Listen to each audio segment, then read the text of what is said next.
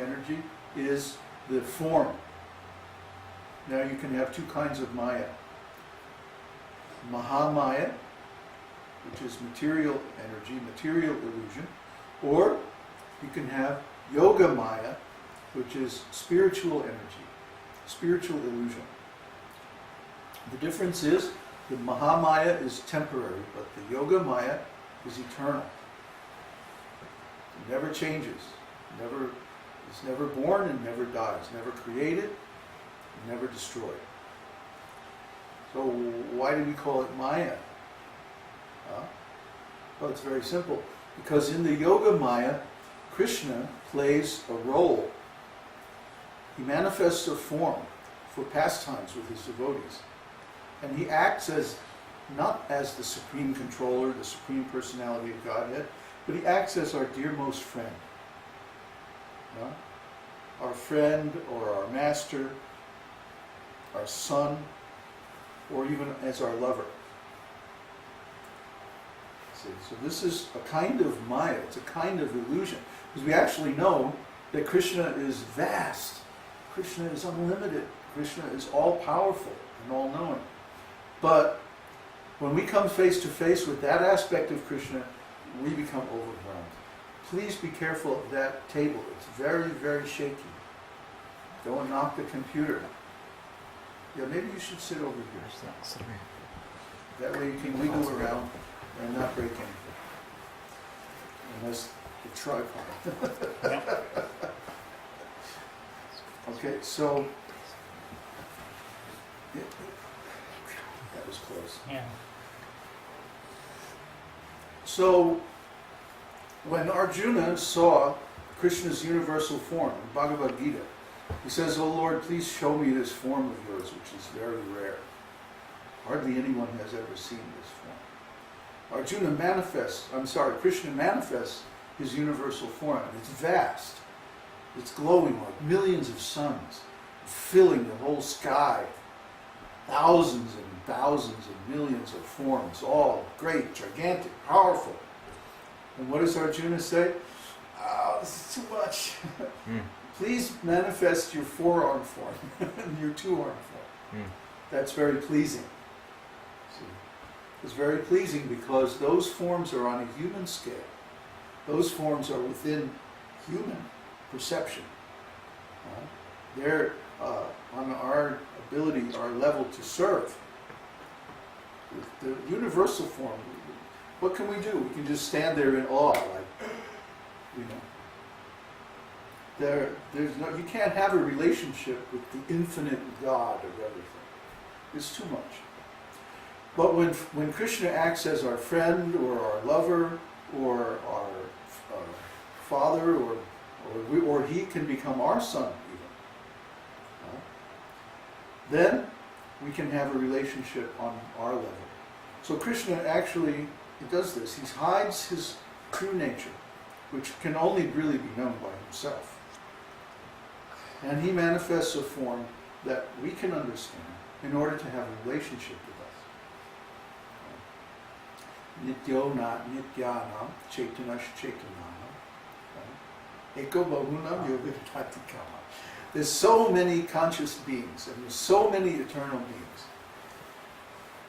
But there's only one supreme conscious eternal being. And the difference between him and us is that he is maintaining all the others.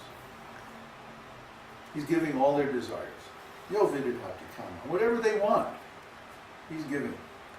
So Krishna, the name Krishna means the source of all desires, the source of all enjoyment.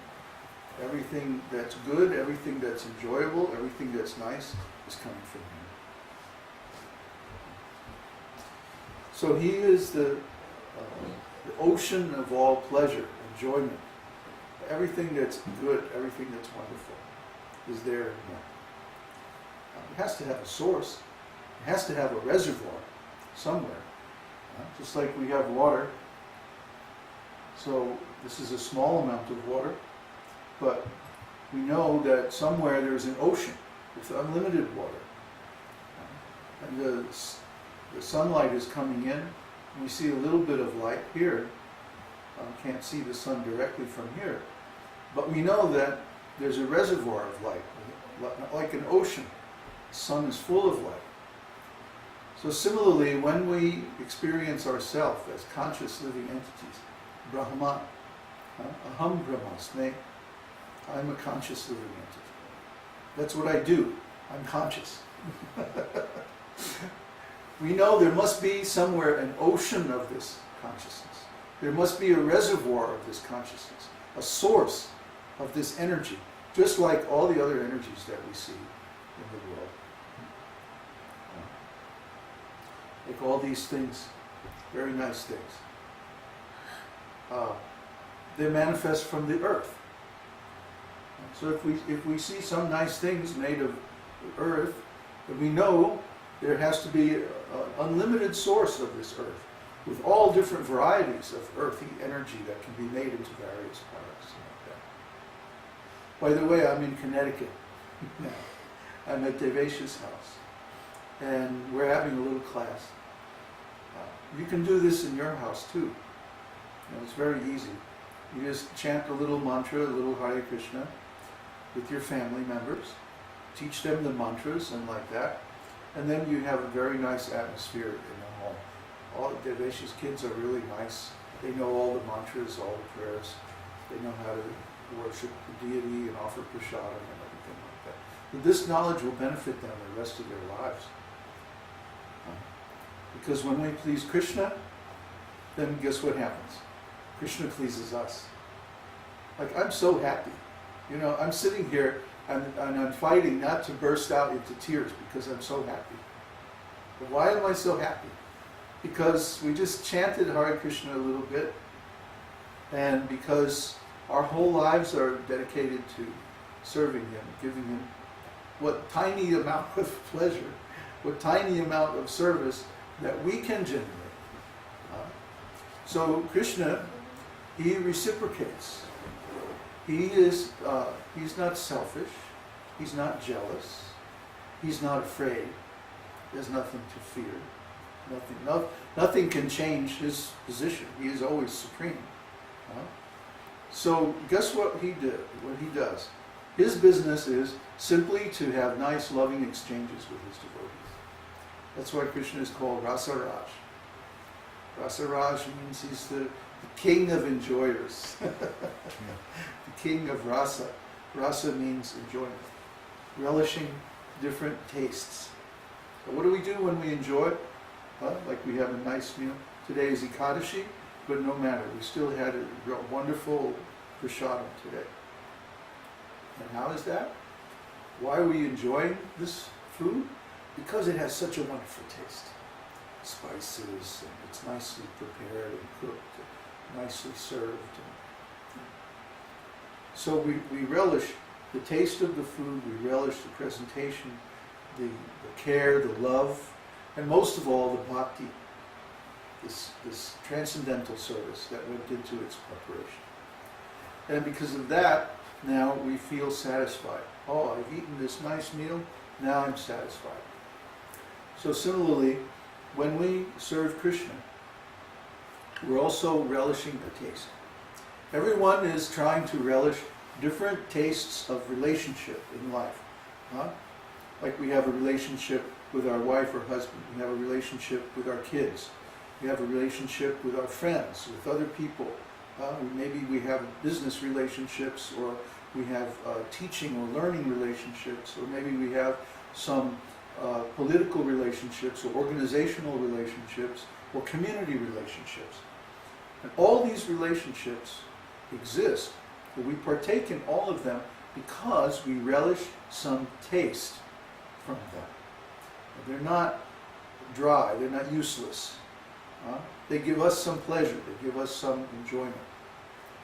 And we need this enjoyment to relish those relationships. I think you have to touch the track every once in a while, or it's going to go into screensaver mode, and then you're going to have to unlock it. Well, you just touch it every few minutes to keep it from. Okay.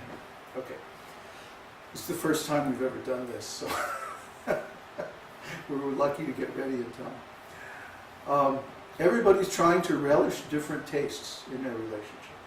So these tastes in the material world are very limited and temporary. We all know relationships, especially intimate relationships, are full of so many problems. As couples are coming together and then breaking up. Friends, you have friends, and then for some time you stay friendly, and then they break up and they go their separate ways. The relationship changes and everything goes through the typical stages of material existence. Comes into being at a certain time, exists for a while, and then it goes away. So these are material relationships. But the relationships that we have with Krishna, on the other hand, are perfect.